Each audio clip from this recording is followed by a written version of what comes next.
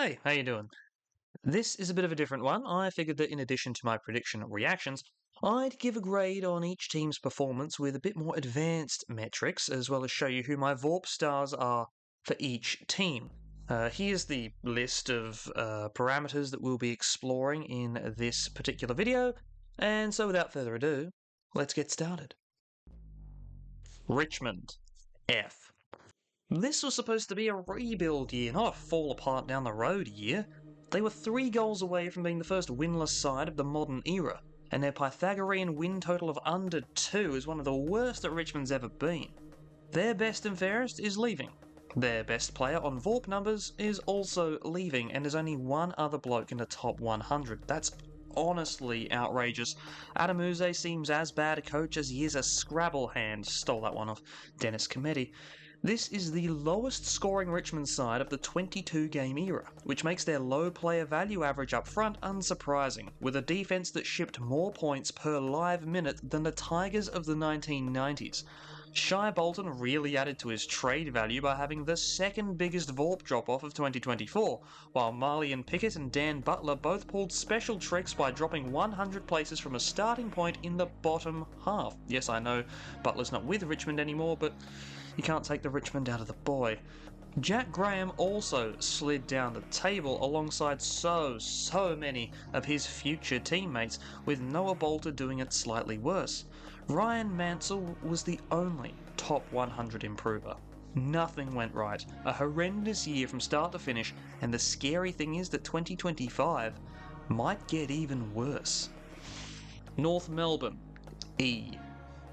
This is less than what I expected. I mean, yeah, I expected 17th, but a strong 4-5 win 17th, not this rubbish. Not losing to a Hawks team that began their rebuild at the same time by 120 points. By Pythagorean wins, they actually were nearly half as good as that dreadful 2023 season. How the hell do you go backwards when you started out this crap? Worst of all, that number is lower than the one team that's below them on the ladder. This is their 5th bottom 2 finish in a row, and the first time in this organisation's history that it's spent 5 years under 5 wins, which is pretty incredible seeing that this organisation has had a lot of 0-win seasons. They have an ELO of 789, around 80 points lower than West Coast's Nadir last year. You've got to be a special kind of bad to be this low. Of the 16,700 or so games played in the VFL, North have now spent over 2,100 as the worst team in the league, a position they've held since round 5, 2022.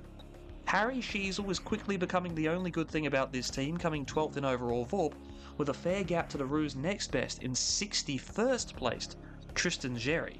Thanks to him, the ruck department was the only position with an average value for the Roos higher than 13th. Xerri was a surprise star and a positive, but too many players regressed. Larkey, McDonald, Taylor, Ford, Phillips, Lazaro and Shields all dropped over 100 places from last year's VORP chart. However, there were positives. Xerri and Comben were in the top 7 improvers of this season. But backwards is the key word. You would think a lineup with this many young, high-potential players would improve. But they haven't. West Coast, D-. It's very rare that the team with the best player in terms of VORP finishes so low, but here we are. McGovern was a critical pillar in why the Eagles, despite only winning 5 games, were the biggest overperformers of 2024. I mean, yeah, their highest finishing scalp was Fremantle, and their only away win was by 5 points in August against North at Bellarive, which was more a North choke than an Eagle win anyway, and they only got within 8 goals of a top 8 side twice, but where was I going with this? Oh, the rebuild. Well, it's shaky. It is very shaky. North have far greater upside, even though they're being lumped with West Coast's 4th best key forward for 2025. There were so many players on the wrong side of the movers and shakers board for the Eagles, 10 in fact, which led the AFL, and that really puts into perspective how much they overperformed as a unit. In fact, on average VORP numbers for the players who played 5 games or more, West Coast players were the worst. Waterman made the All-Australian side even though he really shouldn't have, and Elliot Yeo made a pleasant return, but this doesn't get better anytime soon, especially with the departure of Barras. Thanks to him and Jez, the Eagles had the best ranked keyback group in the league. They had 3 positional finishes of 18th. 3. This was their strength. Now it's cut in half. Also, of the 4 jacks they had in their forward line, Darling was the worst. You sure you wouldn't be happier at St Kilda, mate? Also, it gives me great honour to award my least valuable player trophy of 2024 to Harvey Johnston, with his 6 games resulting in a T-Vorp of -9.03, almost perfectly offsetting his defensive partner in McGovern. Honourable mentions go to Campbell Chesser, whose -5.17 from 18 games somehow presents an improvement from last year, in which he posted the 5th worst season of all time, and Josh Rotham, who joins Chesser in the rare feat of having 2 of the worst 40 seasons orchestrated during the time where data for VORP is available. That's the worst 40 of 8,555 player seasons. Yet these two not only make up 10% of this list, they haven't even been delisted. Probably, I don't know, it's the Eagles, who cares? Adelaide, F. Fucking hell. Fuck me, for fuck's sakes. Fuck! My script has about 3 more pages of swears, but I'm going to cut it short right there. Just a year after registering over 5 less wins than their scoring would suggest, Adelaide have a net Pythagorean debt of 3.2 wins in 2024, an average of 4.17 wins over these 2 years that just went missing. Only 23 teams have hit this mark across the league's history, or about 1.5%. Only 1900s Essendon and 1890s Geelong have done the same, but they get an excuse because they both did this. West Coast came close, but their second season was a grand final year. Adelaide finishes 10th and 15th. Not including the 8-team era and war-affected years, teams have combined for even only 7 wins below expectation across a 2-season span 17 times, and 10 since 1990. 3 of those belong to Adelaide. 3. Of those 17 instances, only 1932-33 and 1949-50 Geelong and that Eagles side have performed worse. But of these 4 sides, 3 made finals in at least 1 year. Guess which team was the odd one out? Following on from last year, their forward line was exceptional, their mids were average at best with poor delivery, and their general defense was atrocious, with their key backs actually performing well for their inexperience. This includes the pair of shoulders that the rest of James Borlase is attached to. This is why Cumming and Peatling are crucial additions to this squad. And Alex Neil-Bullen, come to think of it. Thanks, Melbourne. Underperformers, we have heaps. Murray, McHenry, Joan, Rochelle, Murphy, all in the top 90. Butts and Thilthorpe were the only improvers inside the top 50, and they played about 10 games combined. Jordan Dawson was the only player in my VORP All-Australian squad of 44. Look how their ELO compares to 15th place finishes of recent past. They've underperformed, yes, but this is where they really belong. Hope Sid Draper was worth all of this. Melbourne, F. Ooh, look, it's a patented Simon Goodwin fall off a cliff registered trademark. This man has authored 2 of the 5 steepest peacetime single-season nosedives of Melbourne's post-18 era. It is so incredibly rare to see a 1200 ELO team miss the finals, let alone finish 14th. But no one performed. Max Gawn was the only top 50 demon who played 15 or more games, with Track being on pace if not for, the whole nearly fatally mismanaged by the medical staff thing that may bring about the end of his prime. Clayton Oliver had the 12th biggest drop in VORP of anyone to play 5 games in both 2023 and 24, while Melksham, May, Lever and Salem were their biggest improvers. All defenders. Oh dear. Actually, let's look at their form in 2024. You can see where it all went wrong.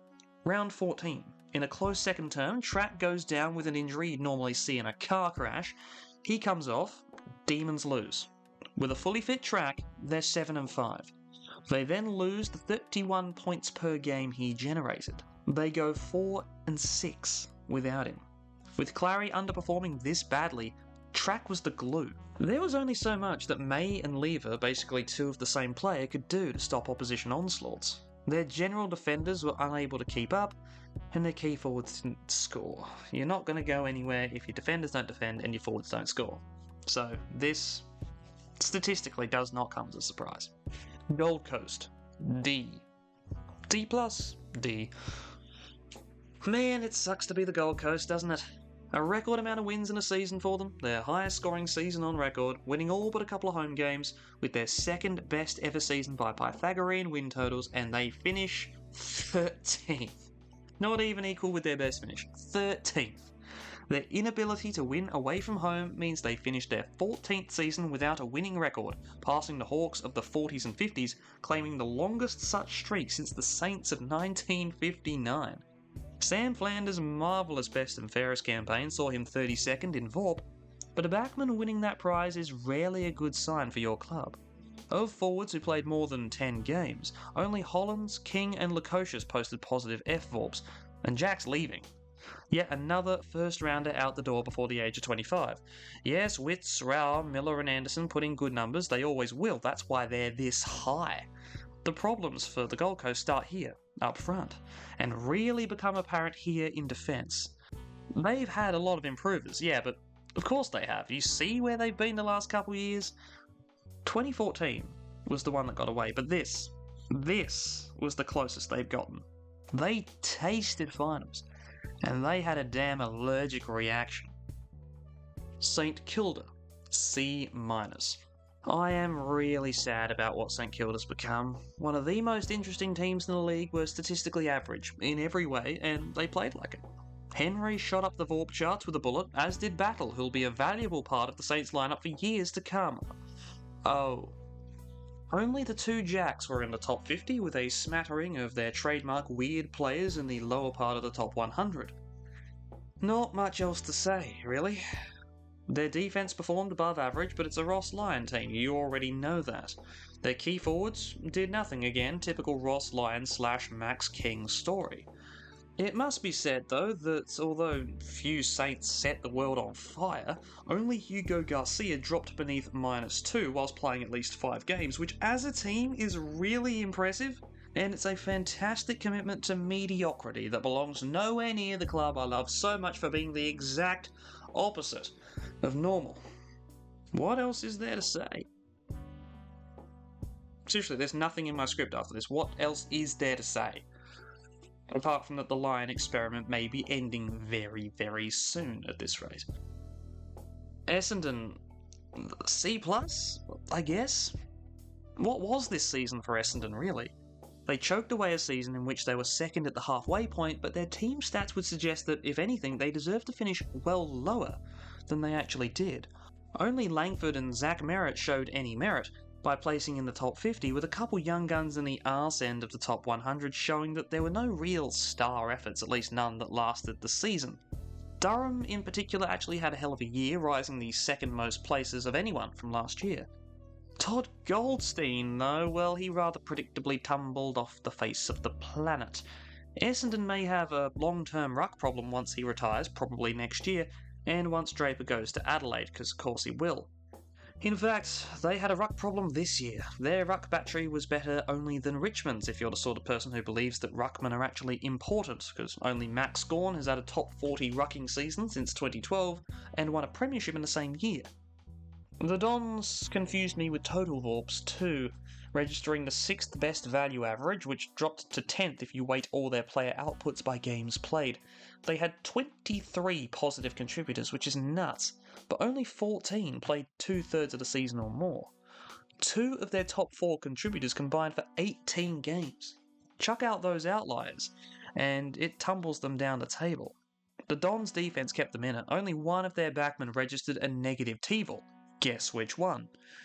Actually, not that one. The other shit one they overpaid for. Thanks for helping us get rid of that, Josh Worrell, until I fucking die. Fremantle, D. This was a bit of a wasted year for a strong but young Fremantle. 7th in Pythagorean wins, yet a last day loss to Port at home dropped them to 10th. Freo players also had brilliant individual seasons. There's a reason they were overrepresented in All-Australian calculations. I had 6 Fremantle players in my All-Australian squad, the most of any team, including surprise packets Josh Treacy and Sam Switkowski, who are properly underrated considering the seasons they've had. They also had 8 of the top 100 improvers, including Treacy, of course, as well as guys like Pearce and Banfield. Oh, and Nat Fyfe, who came back from the dead in 2024. The rest of the side, well, not so much. Darcy and the defence in general really weighed the side down, finishing 8th on average VORP. So what we're saying here is that this side deserved to finish on the fringes of the 8 by both metrics, which I agree with. Pity they had about as much clutch as an electric car. Actually, before we move on, I just want to talk about the midfield quickly. Young, Sarong, Brayshaw and Fyfe. It's such a unique and well-performing midfield, with Young evolving from shutdown defender to link man who generates 5 goals worth of offence per game and a great balance of age and experience across the board. If Darcy has a better season next year, not only would it prove Fyfe and Kane wrong, which would be great, but it puts the final piece of the finals puzzle together. Collingwood, F. Let's compare the 2024 Magpies to every other reigning premier, sorted by Pythagorean wins. They don't come out looking too good, and this is kind of where they deserve to be. If we subtract the number of players that were in the top 100 worst drop-offs in VORP from the 100 best improvers, well, West Coast really don't look too good, but the Pies are in bad company. The Pies had poor outputs in this respect from Quainer, Schultz and Cox in particular, who all dropped over 180 places, and poor outputs generally from everybody.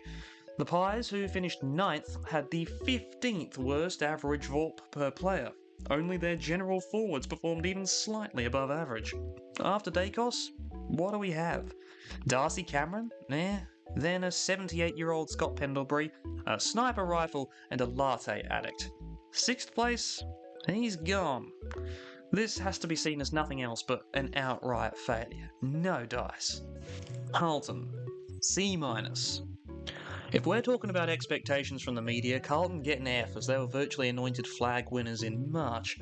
8th is a letdown, but it's what their performance merited. Their key forward performance according to VORP was the best in the league, which made me want to delete the spreadsheet, and Paddy Cripps really hard carried the... Okay, he contributed slightly more than Matt Kennedy. That's worth 45 Brownlow votes. He actually barely scraped into my All-Australian team alongside 3 much less heralded Blues. De Koning deserves particular praise, jumping over 300 spots. However, Elijah Hollands takes the crown of most improved player in the AFL, leaping 438 spots to almost crack the top 100 after finishing last year on the fringes of the bottom 100. Great work. Also, for all those calling for Wiedering to be in the All-Australian squad, he went backwards at a rate of knots this year. The players then performed well above their ladder position, which suggests that an underperformance of 1.5 wins seems about right. Hawthorn, A+. This was a team that was expected to finish in the bottom 4. I'd like you to remember that as I show you this. They finished 4th in expected wins and increased their ELO by 200 during the season. James Sicily continued a fantastic VORP run with Dylan Moore also in the top 10. I said the Hawks had huge upside at the start of the year, and 9 Hawks proved me right by finishing in the top 100 improvers. D'Ambrosio cracked the 10, of course, with Meek, Scrimshaw, Impey and Weddle all jumping 150 places. Blake Hardwick showed great flashes, but inconsistency led him to be the Hawks' biggest faller of only 3 in the top 100. Overall, a very impressive season with only Mitchell, McGuinness and Frost putting in terrible VORP shifts. The Hawks were 11th for player performances, suggesting a strong team game was at the heart of their success despite underperforming by 2.5 wins. Imagine if the Hawks had 16.5 wins. The headlines and the constant hawkball skibbity mentions from Jared Waitley. Are we sure that Hawthorn being good's a good thing?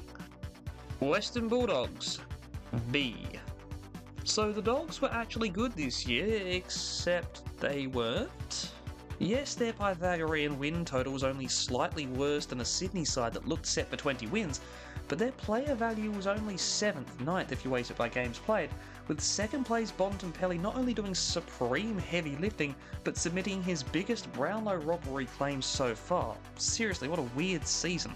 The Dogs had 3 guys put in all-Australian calibre numbers in the midfield, and yet their mids rank almost exactly average.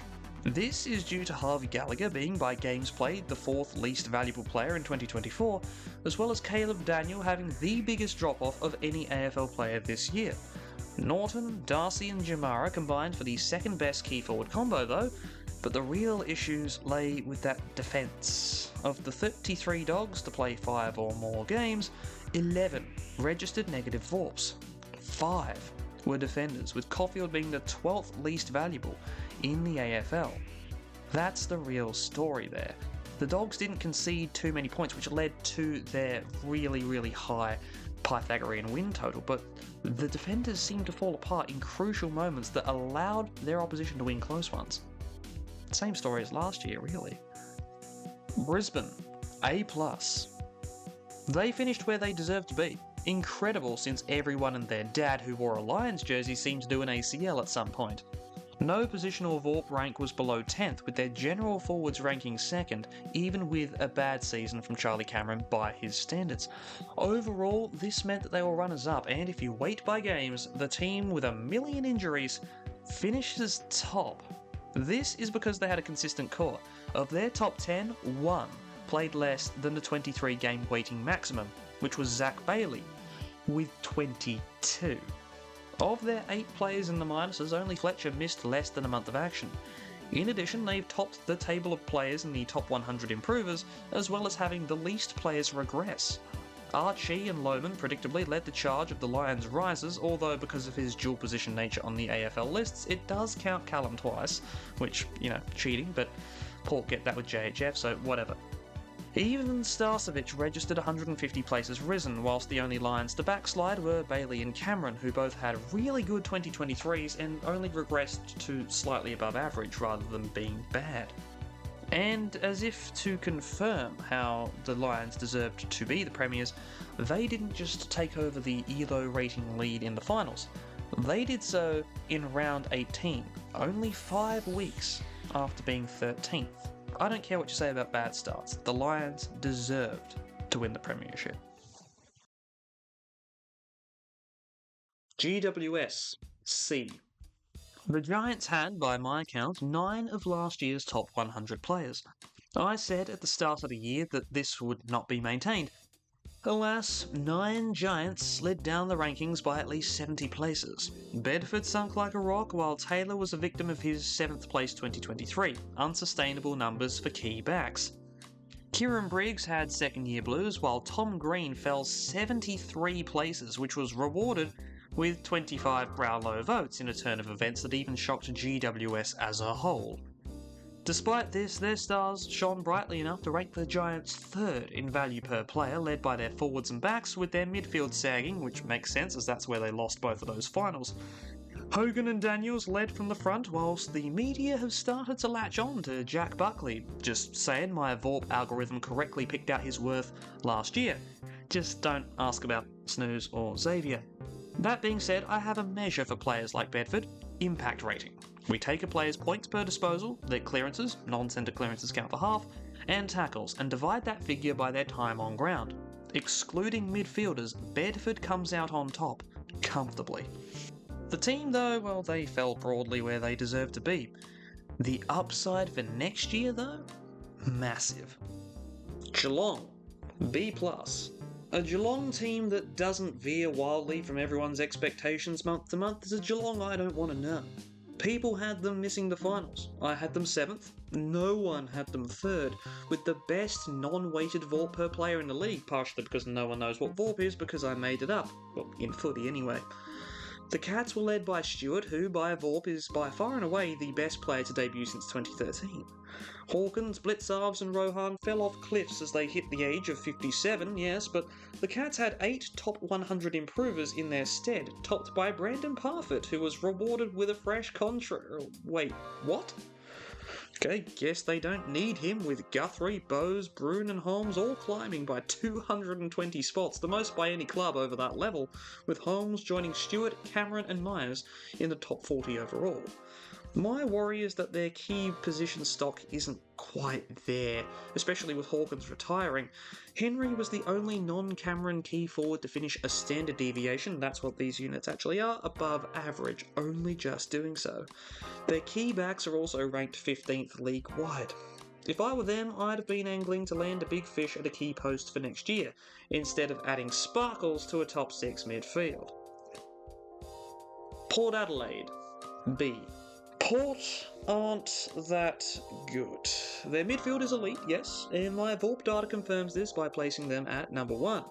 Their general defenders are okay for 6th best, but that's it. They're below average in all other positional subsets, and second last for key backs. The only other team to rank worse in that category are Sydney? Well, we'll touch on them in a sec, but Port's key posts need a lot of work. Radaglia posted abysmal numbers, and yet wasn't one of the 4 Port players to drop by 98 rankings or more. It's nice to see that after a great 2023, former favourite of mine, Jeremy Finlayson, topped these droppers and fell past 283 players. Statistically, there's a 40.6% chance he fell behind the player he called a slur. Serious analysis only on this channel. Port did have 5 of the top 100 improvers, but none in the top 30, with one of them being a Trav Boak who really looked tired by finals time. But there were positives, namely that midfield. Discounting the forward-based copy of GHF the AFL stats website generates, 4 of Port's top 5 players are midfielders, a balance that's unlike any other in the league, although the Swans do get close. Only Butters makes my All-Australian squad though, unless you count JHF on a forward flank. This JHF double-dipping makes Port's mediocre rating all the more incredulous, even if the algorithm discounts the performances of Sweet and Rioli, players who pass the eye test, yes, but don't actually get a lot of the ball. Port fans may wonder how Rioli, who scores goals for fun, is worse rated than Lachie Schultz, a much maligned Collingwood forward of a similar style. After all, Rioli scores twice as many points per disposal whilst being more accurate, is equally good at roving the ball, commits less turnovers and generates 5 points more per game than Schultz. However, Lachie has a lower turnover ratio, gets more inside 50s, marks 50% more often, tackles more, puts more pressure on the ball carrier, wins more clearances, and does all this in less time on the ground. This is what I talk about when I refer to value. Who would I pick? Well, Rioli, of course, his goal sense is pretty much unmatched, but Schultz adds more value in less time, production per minute, than Rioli. That's what this entire measure is all about. Rioli goes well on impact rating, yes, but not as a rounded player across every single facet of the game. Really interesting example of how these numbers work. Sydney, A. Sydney were the dominant team all year, as you can tell by their player value. Okay, maybe not. These numbers tell interesting stories. First, the midfield. Grundy was solid, one of 5 engine room operators amongst the Swans' top 6. This is obvious, we saw it all year. Less obvious was their forward line imbalance, ranked 12th for small forwards despite great years from Paps and Adams. That's kind of where it stopped though. Although no Swan dipped below -4, a really good achievement, not enough of their forwards exceeded 1. Compare them to the Dogs, the Cats, or hell, even the Crows. This makes their key forward numbers all the more strange, as this is not where the Swans' attacking prowess generally lies. This number is also a misnomer. Yes, McLean and McDonald had good seasons overall, but their offensive productions were both outside the top 25 key forwards, which for a team that made the grand final is completely outrageous. Combined, they outscored average level forwards by 3 points on the scoreboard.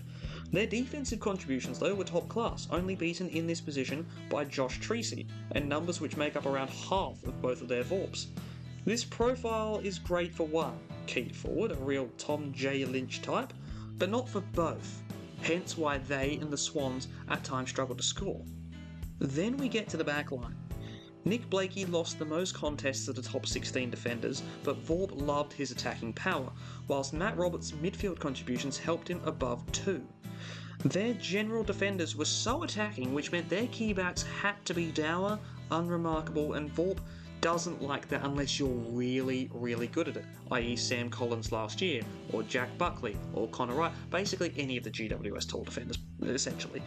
Jeremy McGovern, another example, intercept marker. But the Swans keybacks, they weren't that good. Melican was middling, while McCartan was a bit poor, really. But they were the best team all year, right?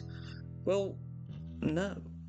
They topped the ELO ratings for 5 rounds in total this year, taking over from Collingwood, then ceding the lead to Brisbane on a Sunday that saw Brisbane beat Adelaide and St Kilda stun the Swans in a 32 ELO point shift. A lot was made about the Swans early in the season, comparing them to 2000 Essendon.